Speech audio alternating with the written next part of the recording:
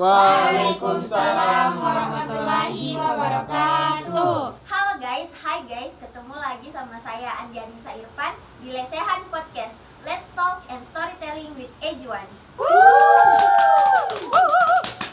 Nah, di episode terakhir ini kita akan mendengar storytelling dan review cerita dari cerita yang telah di-remake oleh 3 tim kelas AG1. Nah, cerita ini berjudul Ilauran dan Putri Bungsu. Sebelum masuk ke sesi review cerita, mari kita dulu dengarkan storytelling yang akan dibawakan oleh Fauzul dan Zakia. Silahkan. Pada zaman dahulu kala, hiduplah seorang suami istri yang telah lama menikah, tapi belum dikaruniai seorang anak. Berbagai usaha telah mereka lakukan, mulai dari berobat dari kampung ke kampung, meminum ramuan herbal, bahkan di setiap malamnya, kedua suami istri itu selalu berdoa kepada Tuhan agar mereka dikaruniai seorang anak, meskipun hanya berbentuk seekor udang.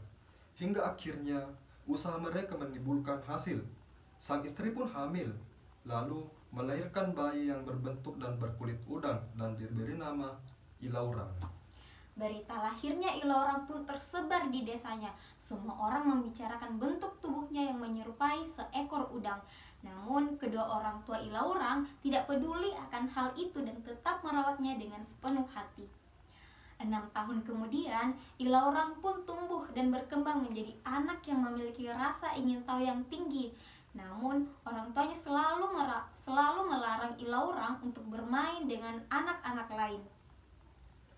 Kenapa, Dik? Selalu Kak dilarang keluar, padahal mau Kak juga ikut main. Ucap Ilaurang pada dirinya sendiri ketika melihat anak-anak di luar sana bermain. Hingga suatu hari, Ilaurang memberanikan diri untuk keluar tanpa sepengetahuan orang tuanya, dan betapa bahagianya ia ketika sudah berada di luar. Ia pun menghampiri sekumpulan anak yang sedang bermain. Main apa kita teman-teman? Tanya Ilaurang. Ilaurang itu Kak? Ucap salah satu anak. Iya, Ilaurang itu. Itu yang bilang mamaku siluman udang. Jawab anak-anak yang lain. Pergi sana jauh, jangan ikut main. Deh, tidak tahu malunya. Dasar manusia jadi-jadian. Teriak anak yang lain sambil melempari Ilaurang dengan batu dan diikuti oleh anak lainnya. Dengan perasaan sedih dan kecewa, Ilaurang pun kembali ke rumahnya dan menyadari bahwa itulah alasan kenapa orang tuanya selalu melarang ia keluar. Dan semenjak hari itu, Ilaurang pun tidak pernah keluar lagi dan bertemu dengan orang lain sampai ia tumbuh dewasa. Sementara itu, di suatu kerajaan seorang raja harus meninggalkan ketujuh putrinya untuk pergi berburu selama beberapa hari. Keenam saudarinya mengambil kesempatan itu untuk menyingkirkan putri bungsu. Kebetulan pergi nih bapak berburu. Ayo deh ajak putri bungsu ke hutan, baru tinggalkan mi di sana.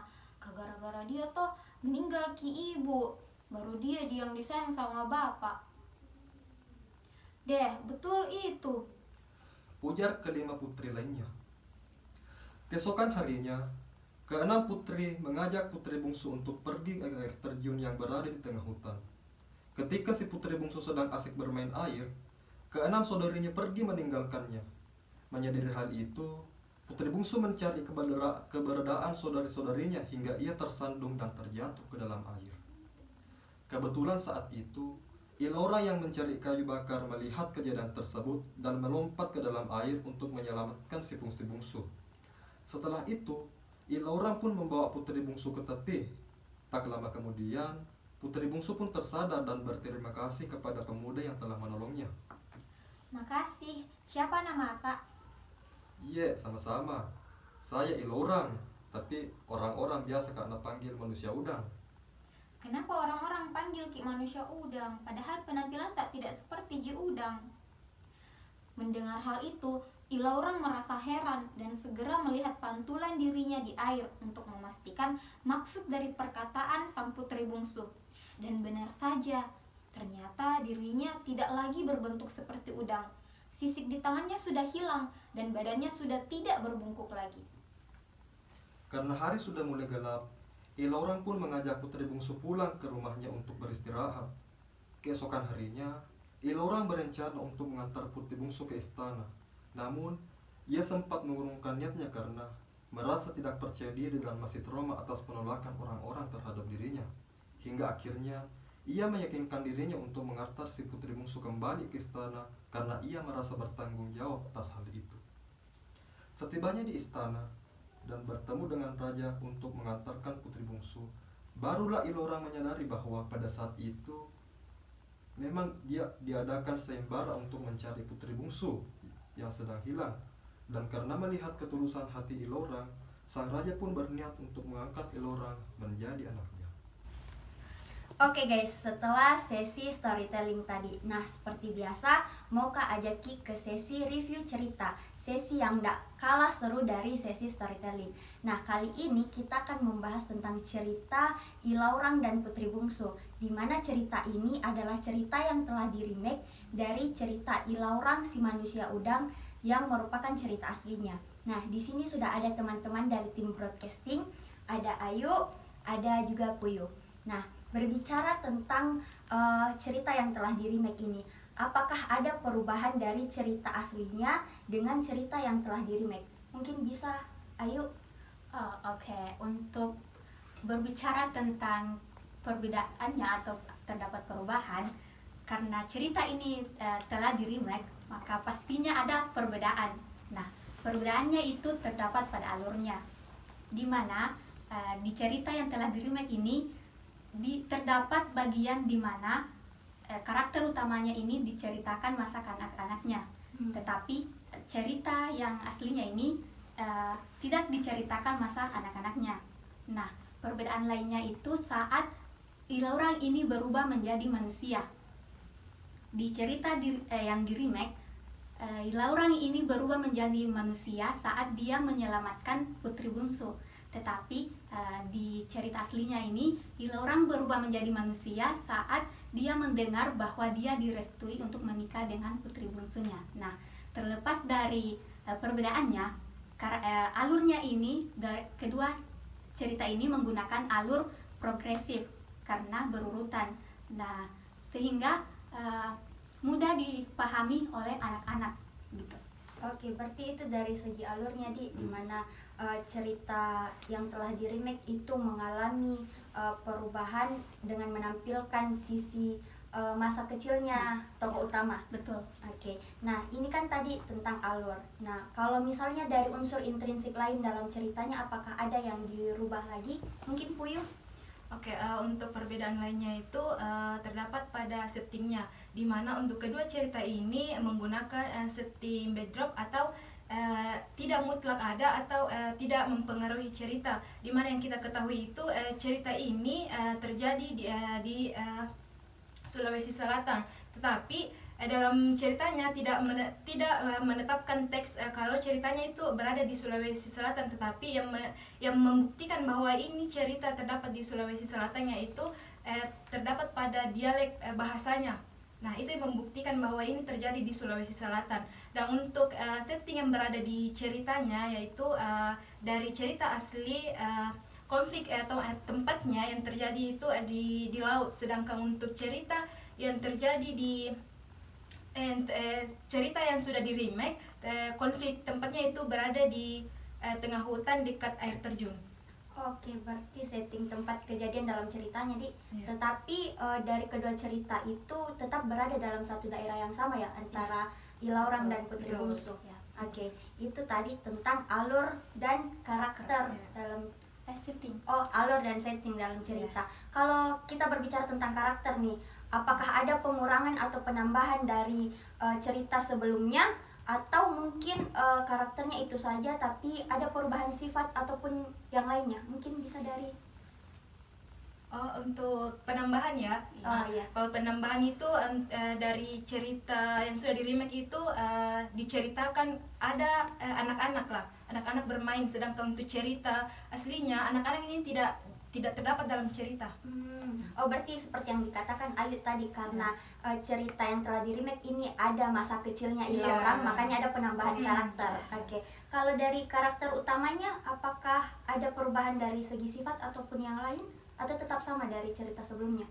Nah, untuk karakter utamanya itu di sini di cerita yang telah di remake itu menggunakan round karakter. Ya. Dimana seperti yang diketahui itu round karakter itu yang berubah. Ya. Nah, mengapa saya katakan round karakter? Karena di awal cerita itu Ilaurang ini karena rasa ingin tahunya dia bertekad untuk keluar. Tetapi saat dia berhasil keluar, saat dia berhasil keluar dan bertemu dengan anak-anak, dia merasa insecure. Setelah kejadian itu dia tidak keluar lagi. Oh, tidak berani keluar Ya, lagi. tidak berani lagi keluar. Ya. Ada juga di awal cerita ini Ilaurang itu rakyat biasa. Ya. Tetapi di akhir cerita ini dia diangkat menjadi anak raja sehingga status sosialnya ini berubah. Ya, itulah kenapa saya mengatakan round karakter. Oke, berarti dari perubahan emosional Ya, dengan betul. perubahan status sosial. Ya. Oke. Kalau terkait motivasi dalam ceritanya, ada yang bisa didapatkan oleh anak-anak jika membaca cerita ini? Untuk motivasi yang bisa motivasi ya untuk didapatkan anak-anak yaitu dari karakter Ilaurang, di mana Ilaurang yang kita ketahui ini baik hati, memiliki kepercayaan diri serta keberanian, di mana keberanian yang dia miliki itu berani melakukan hal baru. Ya, dari karakter inilah, dari motivasi inilah yang bisa dipelajari anak-anak. Berani mencoba hal yang baru. Ya. Oke, selain itu ada lagi atau mungkin hanya itu motivasi yang bisa didapat? Mungkin juga ada motivasi yang saat dia percaya diri untuk rasa keluar. percaya diri Ah, kembali. ah, ah. Oke. Oh, berarti motivasi yang bisa didapat ini terkait rasa percaya diri yang tumbuh dalam dirinya karakter utama Iya. dan juga keberanian untuk mencoba hal yang Iya, baru. iya, betul. Oke. Nah, dari beberapa unsur intrinsik yang telah dibahas tadi, alur, setting, karakter dan sebagainya, apakah cerita ini tergolong cocok untuk dibawakan ke anak-anak, relate kah atau bagaimana menurut Ayu mungkin? Oke. Kalau menurut saya itu cerita ini cocok untuk diceritakan ke anak-anak atau dibaca oleh anak-anak. Mengapa saya katakan begitu? Karena dari judulnya saja ini membuat anak-anak untuk tertarik. Kenapa sih ada manusia udang? Oh, penasaran. Nah, ya, penasaran. Ya, di situ. Nah, di sini juga tadi saya katakan bahwa alurnya ini menggunakan alur progresif, toh, sehingga anak-anak ini mudah memahami isi ceritanya. Nah, itulah mengapa saya katakan cocok untuk anak-anak. Mungkin. Ada tambahan dari Puyu terkait hal yang menarik? Hal menarik lainnya yaitu ketika Ilaurang ini, dia kan ini yang kita ketahui dari awal cerita, Ilaurang ini adalah kehidupannya yang biasa-biasa saja, tetapi setelah bertemu dengan putri bungsu, akhirnya dia diangkat sebagai anaknya. Itu yang membuat cerita ini juga menarik. Oh iya, ada bagian yang tidak dapat ditiru oleh ini anak-anak. Oh, dari hal yang Ya. menarik tadi ada adegan yang Ya. tidak boleh ditiru. Ya, Apa itu? saat dia ini dibully oleh anak-anak lain. Nah, ada juga bagian di mana saat saudari putri bungsu ini mencelakai putri bungsu, dan hal itu yang menurut saya tidak boleh ditiru oleh anak-anak. Oke. Oh, berarti dari terlepas dari beberapa adegan di dalam yang tidak bisa ditiru oleh anak-anak, ada banyak hal menarik yang bisa anak-anak dapatkan dari cerita ini, termasuk motivasi yang kita bahas tadi. Walaupun memang mungkin ketika membaca cerita ini perlu dampingan orang tua agar mereka tahu ini yang bisa ditiru dan ini yang tidak bisa ditiru. Oke. Nah, itu dia guys review cerita dari cerita yang telah di-remake berjudul Ilaurang dan Putri Bungsu. Mulai dari karakter, alur, motivasi, bahkan hal-hal menarik yang bisa didapatkan dari cerita ini. Terima kasih Ayu, terima kasih Puyu telah hadir di podcast kita. Nah, terakhir informasi yang gak kalah menarik guys, mau Kak tanya Ki, kalau cerita ini akan ditampilkan di MI Madani Alauddin Pau Pau yang akan dibawakan oleh adik-adik kita dari kelas 3A. Jadi jangan lupa saksikan di hari Sabtu pada tanggal 24 Desember 2022. Terima kasih. Wassalamualaikum warahmatullahi wabarakatuh. Waalaikumsalam warahmatullahi wabarakatuh.